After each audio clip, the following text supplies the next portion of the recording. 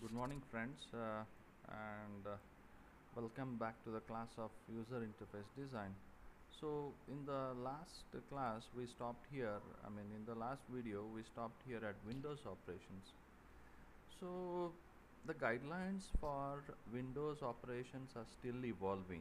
Okay, so how exactly to operate the Windows? Again, okay, it depends on every company. Okay, company to the and it varies from company to company. For example, if you're using Windows, Microsoft Windows, then they have a particular way or guidelines to operate the Windows. If you use Linux, or if you use any other product from Adobe, or so they okay, they have their own guidelines. So these guidelines will continue to develop and change as our understanding as well as experiences. However, today the following operational guidelines seem appropriate. The first one is active windows. What is the meaning of an active window? For example, for me, this is the active window now, because right now I am working with this window. Okay, if I open some other window, okay, at particular that time, okay, that becomes an active window.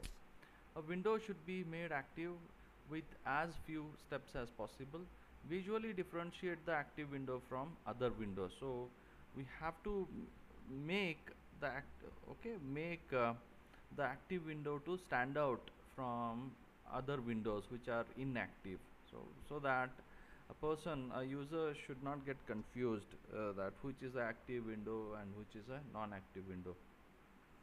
While a system supports the display of multiple windows, the user generally works within a single window at one.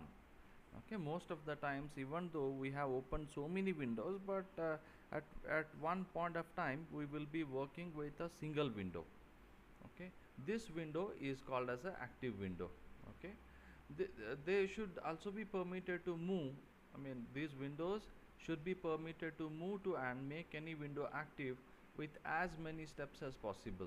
So for example, I can minimize this and I can go to any other window. So now, okay, now this becomes an active window. So how easily I moved from one window to another window. So we visually differentiate the active window from the other windows. It is important that the user be able to quickly identify the active window. So there should not be any trouble for the user to identify which is active window. Methods to do this include a contrasting window title bar. So usually whatever window is active, it will have a different color than the non-active or inactive windows. Okay, or the border will be blinking, or the border will have different color, or the background color will be different of an active window. So this is how you can make or you can differentiate an active window from the inactive windows. Some general guidelines are: design easy to use and learn Windows operations. Okay, direct manipulation seems to be faster and more intuitive interaction style than indirect manipulation. For many windowing operations, we have studied what is a direct manipulation and indirect manipulation operations. So ultimately, as we the designers always should design easy to use and learn window operations. Should not complicate the things. We should not okay, trouble the user, even though there is a easy path. Okay, but we should not okay pass through a difficult one. Minimize the number of window operations necessary to achieve a desired effect. So we have to reduce the number of window operations always.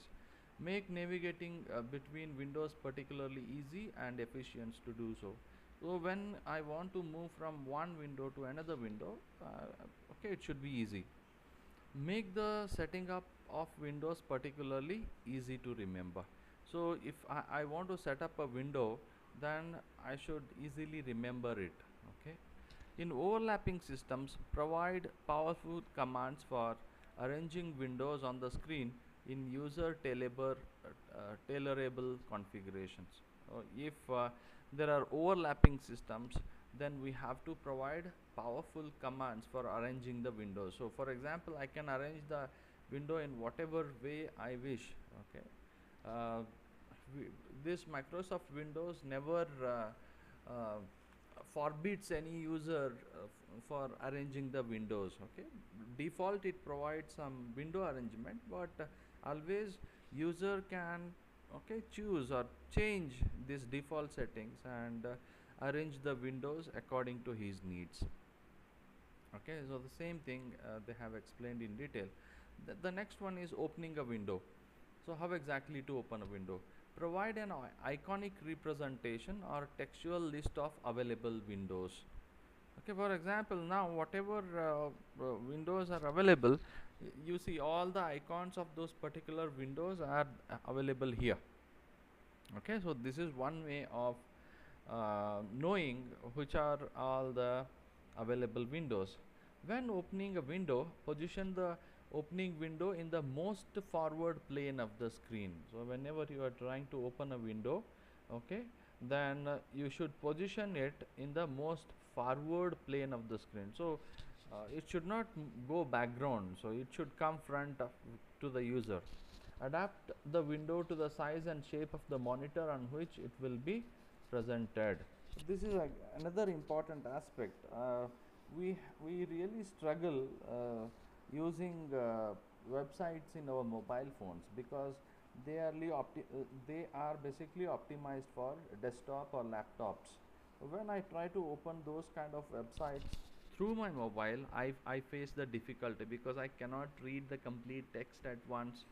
So we have to always, okay, we have to always develop the GUI in such a way that it should adopt to the window screen, I mean the monitor screen, whether it is a laptop, 15-inch laptop, 21-inch laptop, or if it is 5-inch screen.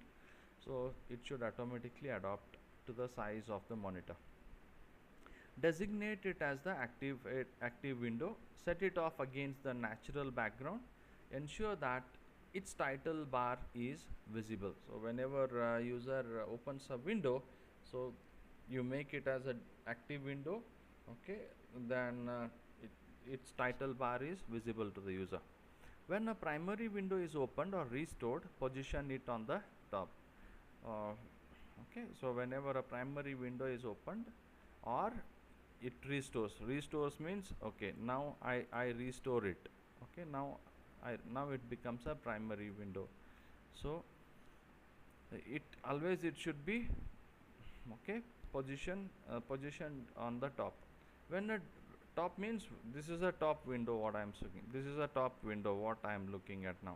When a dependent secondary window is opened, position it to the top of its associated primary window.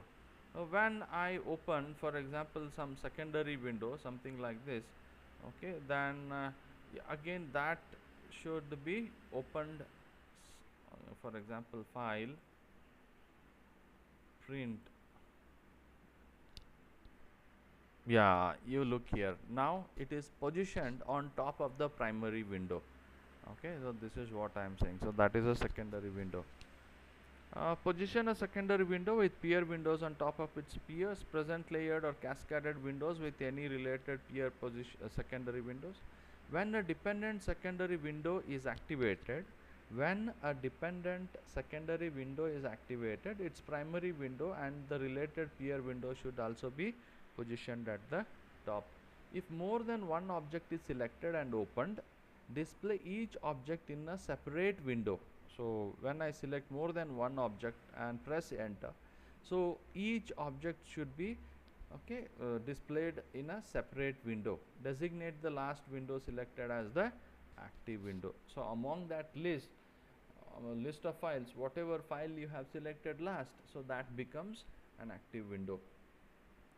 Display a window in the same